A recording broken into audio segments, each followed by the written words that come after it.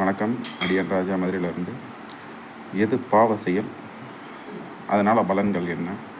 எது புண்ணிய செயல், அதனால் பலன்கள் என்ன? அப்படின்றத பார்த்திங்கன்னா புண்ணிய செயல் பலன்கள் பார்ப்போம். அதுக்கு முன்னாடி ஜோதிடத்தை பாடமாக சொல்லிக் கொடுத்த மதுரை திரு தமிழன் ஐயாவிற்கு நெஞ்சார்ந்த நன்றிகள். இப்போ புண்ணிய செயல்னு பார்த்திங்கன்னா வீட்டில் துளசி வளர்க்குறது. அது பார்த்திங்கன்னா முற்பிறவி வினைகளை கொஞ்சம் கொஞ்சமாக குறைக்கும். இப்போ அதுக்கு டெய்லி மரியாதை செய்யணும்.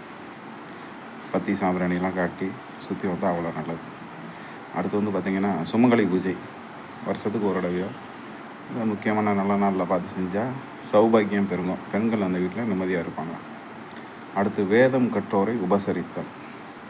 வேதம் கற்றோர்கள்னால் ஆசிரியராக இருக்கலாம், ஐயராக இருக்கலாம், போதிக்கிறவங்க யாராக இருந்தாலும் சரி, உங்களுக்கு வரக்கூடிய தலைக்கு தலைப்பாயோடு போகுன்ற மாதிரி அவங்கள உபசரித்தா அவ்வளோ நல்லது. அடுத்து நம்ம வீட்டுக்கு வர விருந்தினரை அன்பாக மரியாதையாக எந்த நாளில் கூப்பிடணும் அந்த நாளில் தான் கூப்பிடணும், சனி ஞாயிறில் கூப்பிடக்கூடாது.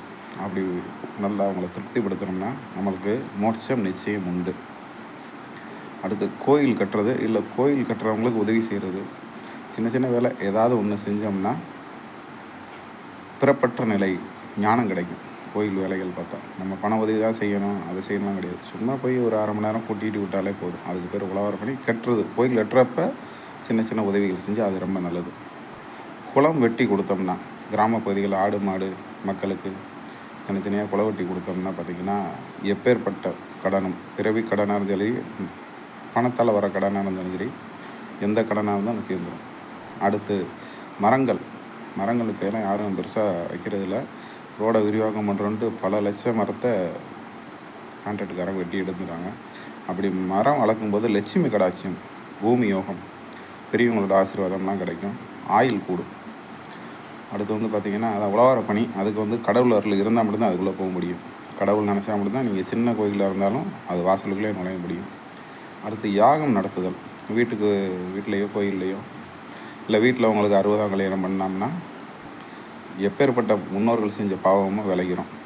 அடுத்து கஷ்டப்படுறவங்களுக்கு கல்வி, ஃபீஸ் கட்ட முடியாமல், பேனா வாங்க முடியாமல், செருப்பு இல்லாமல் நடந்து போக முடியாமல், ஹேண்டிகேப்டு இந்த மாதிரி படிக்க அவங்களுக்கு உதவி செஞ்சோம்னா இவங்க வீட்டில் இருக்க குழந்தைகள் ஆயுள் ஆரோக்கியத்தில் பிறப்பாங்க. பசு இன்றைக்கி எல்லோரும் பராமரிக்க முடியாது. அப்போ கோயிலில் உள்ள பசுக்களுக்கு பராமரிக்கிறவங்களுக்கு விளக்கமாறு, இந்த ஓஸ் தண்ணி டியூப்பு, அங்கே மோட்ரு வரல, கரண்ட் இல்லை, மோட்ரு ரிப்பேர் ஆகி போச்சு அப்படின்னா அவங்களுக்கு தேவையான உதவிகள் செய்யும்போது இந்த வீட்டில் இருக்கிற குழந்தைகள் சகல ஐஸ்வர்யத்தோடு வாழ்வாங்க. நன்றி. வாழ்க வளமுடன்.